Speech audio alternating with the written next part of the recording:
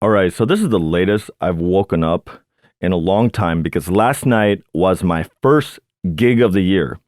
I haven't played since October, and before that was August, and before that was March. So, as far as gigging goes, I'm a little rusty. Now, just to preface this, I was doing a comedy show after party at a local comedy club here in Des Moines. It's called Teehees. The show was put together by Iowa Asian Alliance, and it was an all-Asian comedy show. Show went really well, and I started music on time, and people were dancing after the show. Everything went well as far as how it was supposed to happen. However, leading up to the gig, I made a bunch of fundamental, basic, I should have known better mistakes that almost led me to either not starting on time or not being able to play music at all. Simple things that I should have known better. And I'm sharing it with you because a lot of you are getting back into your groove, getting back into your gigs, and, just like me, probably rusty. Well, in some states, maybe you never stopped gigging. But basically, for a lot of you, you are now getting back to the groove of working. And I wanted to share all the mistakes that I made with you so that you don't make them. The last thing you want to happen is when it's time to play music, you don't have any music to play. Speaking of which, you know where you can get your music from? Direct Music Service. DMS is an online database for working DJs and mix artists. It's the one-stop shop where you can get your music from for your gigs. It's a searchable, organized database with thousands of edits, remixes, and different versions of your favorite tracks from many different genres. You can now save some money and get a discount using one of these two coupon codes. Use the code PJMonthly and get 30% off your first month off any monthly subscription. Use the coupon code PJYearly and get 10% off your entire first year of any yearly subscription. Go to directmusicservice.com today to sign up. All right, so I'm just going to tell you a timeline of everything that happened that led up to what became a stressful situation that I'm really, really lucky I resolved. And the thing that really worked out for me the most was the fact that I lived nearby. So I started off thinking I was being proactive by doing a sound check at 5 p.m. I arranged a time with the club owner to set up and do a sound check. The gear I was bringing was I was going to be using the XMG DJ15 laptop because I wanted to gig test it for the first time because I never had it during a time I was booked. Secondly, I asked you guys in a poll what gear I should bring, and the majority of you said use the DJI SB3, which, by the way, was a really, really good idea because the space to fit CDJs wasn't there. I just had enough either for a medium-sized controller or a small controller. And I'm glad I listened to you guys on my indecision on what gear to bring. It would have been overkill to bring CDJs and the S11 or the S7. So I get to the comedy club, 5 p.m. It's early. The show that I'm going to be part of doesn't start till 9:30, and I don't really play till midnight. At the comedy club, once I had everything set up, I realized I was missing one piece of gear. I didn't bring my USB cables because at some time during the pandemic, I decided to consolidate them and put them on my mess desk. So all my USB cables were here and I had none in any of my jetpack bags. Needless to say, I didn't end up doing a proper sound check with the computer and Serato. Now this one little mistake snowballed into a near disaster for me being able to play. And I'll show you why. I decided, you know what, let's just troubleshoot the rest of this when I get back at around 9. So at 9 o'clock, 30 minutes before the show, we arrive. I connect the XMG to the SB3 and I connect one of my external hard drives. And I noticed that Serato was struggling to read the drive and I couldn't explain why. But once it started reading, I looked up the most recent things that I downloaded, and it was saying file missing. I double-checked the file location. It looks like it's directed to the drive, and I'm like, did I not successfully load the file and I only loaded the database? Well, I also checked if the files were there, and the music was there. It was just showing up missing. And I made 2 attempts to just click locate files, and Serato would crash. And I'm like, ugh. And then with the crowd there, I was already starting to stress a little bit. I'm like, oh my gosh, this can't happen. Well, you know what? I'm responsible. I might have one hard drive and I have another. So I ejected the first drive and then connected the second drive. This time, all the crates were reading all sorts of weird. The order of the crates was all mismatched. They were all in weird orders, and if they're not in the order that I left it, I'm not going to find anything because I specifically order all my crates. I would have to type search everything if I had to play like that. In that moment, I was like, oh, it has to be Windows. I'm using Windows. I'm a Mac person. No, this mistake is Windows, which, spoiler alert, had nothing to do with the XMG or using Windows, and I'll explain why later. So I had a backup laptop with me as well. I brought up the MacBook Air. Now, when I tried to connect the MacBook Air with Serato, it would not connect with the SB3. The license for the SB3 was not active on the MacBook Air. And the reason it wasn't active is because I updated to version 2.5.1, and it requires you to sign online to activate your licenses. And mind you, I don't have hotspot on my phone. So I was like, you know what? I'm just going to borrow Jade's phone. I could activate the license easily. But let's make sure that the drives read correctly. I connected one of the drives, and it was having the same missing files issue that I was having when I connected it to the XMG.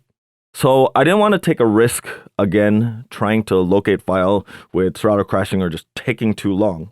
I made a conscious decision to actually go home, grab my SSD that I built the library on. So once I got home, I had the silver SB3 here. I made sure to test everything before I leave the house. When I turned on Serato and connected the SB3, it required me to sign in, so I had to sign in to activate the license to unlock the SB3 with Serato DJ Pro. Secondly, I connected the SSD and made sure that these files were fine, and they were, and that I could play all the stuff and it could connect. In the middle of all my panic, I made sure to bring that extra SB3 and bring my MacBook Pro and bring the SSD. All right, I had to add this in because I thought it was important to mention this. So the MacBook Pro that I'm referring to here is not my 16-inch MacBook Pro. It's my 15-inch. It's a late 2013 that I acquired in 2014. It's actually my oldest laptop, and it's had a couple hiccups. Recently, I had to fix an issue where the display would shut down or the computer would shut down altogether. I thought it was an overheating issue because it is old and I haven't dusted it. So I opened that MacBook, dusted it, and I was still having this issue. Later to discover that the issue wasn't being caused by overheating or anything. It was being caused by a bad graphics driver for the dedicated graphics. So once I got the right driver working, I stopped having the issue. And on top of that, it's running cooler now because I did dust it. So the reason why I didn't initially bring the 15-inch MacBook Pro was because I wasn't sure if it was a good idea considering the problems I've experienced with it. And I haven't really tested it in the studio with anything. So it was on the last of my list as far as a backup for the gig. Now, when I got back to the venue, the comedy show was already going on, so there's no way I can test anything. But I did test everything at home, and it works. And if it's an issue with the SB3, I have the other SB3 in the car as backup. That's what's great about entry-level controllers. And I know it's not an issue with the drive because I tested it right before I got out of the house.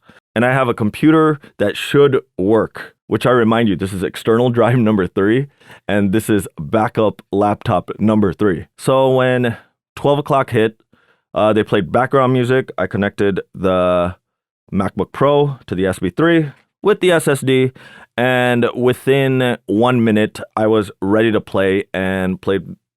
Everything was flawless all the way to the end of the night.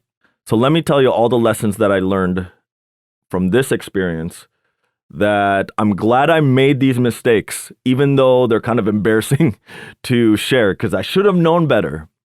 But I'm glad I made these mistakes today because it preps me for next week when I have to play another gig and start earlier. Mistake number 1. I should never, ever, ever forget my USB cable. In fact, I should start putting extra back in my bag and stop taking them out because I want to make a little rainbow stack at home. If I would have had the USB cable in the beginning, I would have done all my troubleshooting earlier in the day before it was stressful and you're feeling the pressure of needing to start on time because it was during the gig. Number 2, I am no longer going to use Dropbox to copy my Serato database from the SSD, which was my main, over to the external drives. The reason these were acting funny was because instead of copying it from a file transfer from this drive to these drives, I put it on a Dropbox folder and I had these connected to a computer each in my house. And I would do a TeamViewer transfer from the Dropbox folder onto the externals. And one was a Mac, the other was Windows because it was the XMG.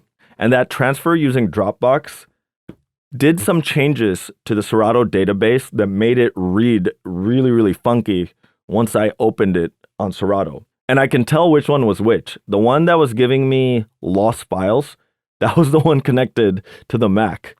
The one that gave me really weird crate ordering and weird characters in my crates, that was the one that I transferred using the Windows computer. If I would have just went directly to any of these drives, I wouldn't have had that issue. This is why I'm saying it had really nothing to do with the XMG. And I could have probably just connected this to the XMG and been able to play. But being in that pressured environment, I wanted to revert back to gear that I am comfortable working with. So I'm postponing my XMG test till next week. Number 3, this I should have really, really known, and I didn't do. Always test to make sure your gear is working before taking it to a gig. This one is a common sense one, but I didn't do. This is a failure where I should have known better. Now, did I not use the XMG before I left the house? I actually did, but when I tested it, I was using this drive. I wasn't using the ones I brought. I left this one at home. Had I have tested the computer with the SB3 and the drives that I was using, I would have identified the problem earlier. If I didn't live near where I was playing, I wouldn't have been able to leave the club, go home, grab my stuff, and then come back. And mind you, my backup laptop and my backup hard drive were no help to me. I had to resort to a third option because I didn't check the MacBook Air to make sure the license and the new version was working, and I didn't check the individual drives. Mistake number 4 is an extension of number 3. Always make sure when using non-hardware unlocked devices like entry-level controllers that your license is activated on the laptops you bring. It was activated on the XMG, but it was not activated on the MacBook Air. Here's what happened with this one. I decided to update all my laptops, all 4 laptops with Serato DJ 2.5.1. And there was a lot of changes with Serato DJ Pro that you had to sign on to make sure that the license is activated. That means you had to go online when you open Serato. Well, I didn't have the Wi-Fi password at the club, and I don't have hotspot on my phone. Why I don't have hotspot is a long story because the way my phone plan is set up. Anyways, the lesson here is when you upgrade a new version of Serato DJ Pro, just like testing your gear, make sure to test your software as well because, little things like your license might not be activated. So, had I not forgotten my USB cable, had I not used Dropbox to transfer to my hard drives, the Serato database, had I tested the specific computer and the specific hard drive I was bringing, and had I reminded myself to test the software that I updated to, I would have been able to avoid the stress of worrying about embarrassing myself by not starting on time or not being able to play at all. And even though everything worked out in the end, I missed part of the comedy show, which I heard was really, really good. The first act was really, really good. And my face was not in game mode to be able to have a good time.